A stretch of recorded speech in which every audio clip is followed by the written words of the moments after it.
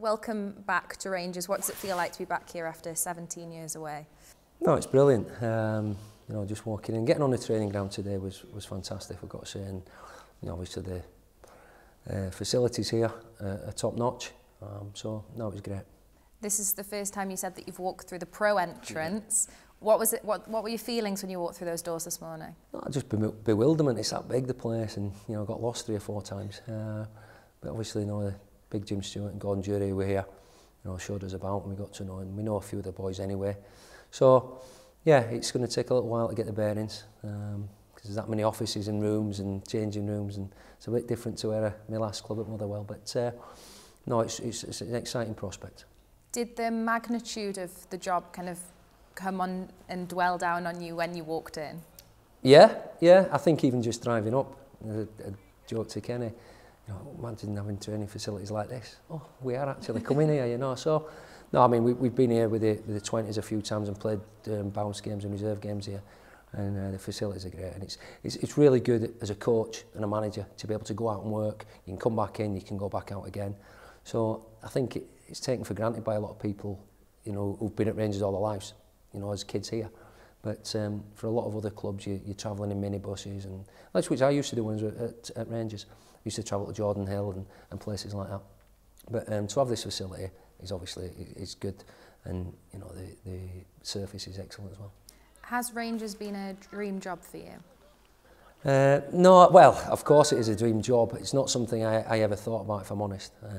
13 managers in, you know, the history that's been through the club. So I never thought for 1 second that I'd get the opportunity.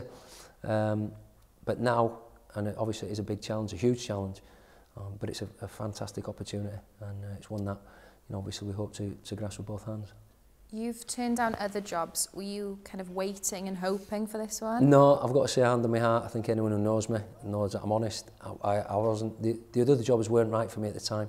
There's always a fine line between being out of the game too long, so you get, you know, forgotten, or diving into something that's not quite right. And a few of the other jobs I would have had to, you know, quit my Scotland work.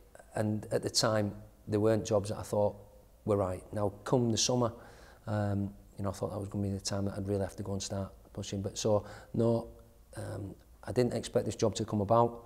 Obviously delighted it has, but I wasn't waiting for it, no.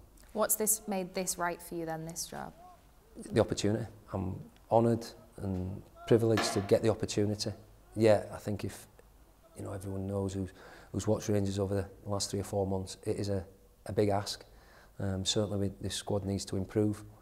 Individually and collectively. I think everyone's aware of that. Certainly underachieved this season, but it's an opportunity, and it's one that I would never have thought of, or could never thought of knocking back, whatever. I'm really honoured to be able to, you know, try to first to be invited to help. And listen, there's still chances there. And we spoke to the lads this morning. Yeah, it's been a dismal season up to now, but there's still opportunities there to make a successful one. What did you say to the players when you had that meeting with them this afternoon? Well, the first 5 minutes were a bit of bad language after the performances of late, but no, obviously there's a lot of uncertainty about contracts as people out there. But I don't think, regardless who's the manager, I think a club would have to know what league they're going to be in next season. Obviously Rangers don't know that at the moment. I think if Rangers were in Hearts' position, I'm sure, you know, and playing well, 4 or 5, 6 or 7 of the boys might have been offered new deals, but we can't do that at the moment. The club can't. Obviously I've come in on a temporary basis at the moment, and it's down to myself, the staff, the players. If they want to earn new deals, it's up to them. But football can change. We know it's not been great since probably the defeat at Hearts at Tynecastle in November. The performances and results have not been good enough. Certainly we're not with the level of quality that's in that dressing room. And yeah, they might have had little excuses, but I think it's time to stand up, look themselves in the mirror, which they've admitted and accepted today. It's not been good enough, but there's still an opportunity. They can still be at a full Ibrox, the last game of the season, running round there, you know, with a promotion, rather than scuttling down the tunnel as quick as you can and getting booed off. So it's down to them, it's down to us, but we've still got a great opportunity. You spent 7 years here. How important do you think that time and that experience and gaining success with Rangers is going to be in this role? I don't know. I've got to be honest. I think first and foremost, it was really important to get Rangers-minded people on the board. I don't think it's a massive thing that it has to be an ex-Rangers player that manages the club. But I think for this short period, I think it had to be somebody that knew the league, knew Scottish football, had an idea what the squad was made up of, and you know, I tick them boxes. So, but no, listen, you can pass on. People are fed up of hearing stories what happened years and years ago and the 9 in a row. It's what's going to happen in the future. As I said to the lads, what's happened this season can be ripped up. Yeah, you've gained so many points. It's been disappointing. They've been kicked. The club has been kicked for 2 or 3 years now.